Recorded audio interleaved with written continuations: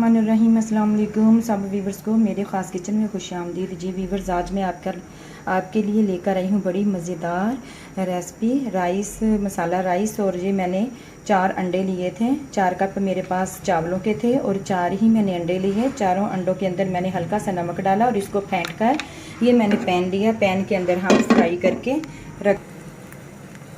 ये देखें वीवर्स, हमारा अंडा बन रहा है। हम इसको छोटे छोटे पीसेस में काट लेंगे। ये मैंने आधा किलो चिकन लिया था। चिकन को मैंने छोटे पीसेस में काट लिया था। अब हम इसको 1 से 2 मिनट फ्राई करेंगे।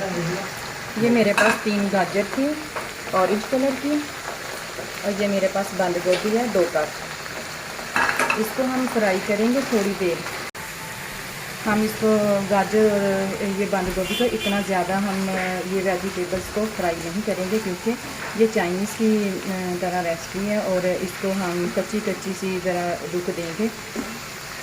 थोड़ी सी फ्राई होने के बाद हम इसके अंदर डालेंगे चावल, जो हमने पहले से उबाल कर रख लिए थे।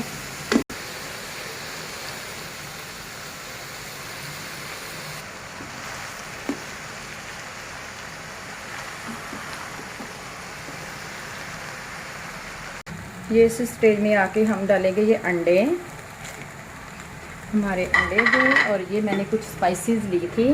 ये मेरे पास है 2 चम्मच नमक के, 2 चम्मच मैंने सफ़ेद मिर्च ली पिसी हुई, और ये मेरे चाइनीज़ नमक है मेरे पास 2 चम्मच।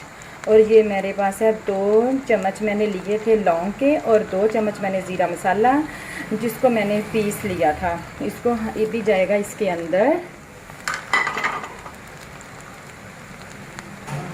ये है मेरे पास सोया सॉस, जो मैंने 3 से 4 चम्मच लिए हैं। ये है मेरे पास सब्ज़ मिर्चें, ये भी जाएंगी इसके अंदर स्पाइसी के लिए, और बहुत मज़े के ये चावल तैयार हो जाएंगे। ये है मसाला राइस और जो चाइनीज़ की लुक। ये है मेरे पास जर्दा रंग, इसको हम डालेंगे इसके ऊपर।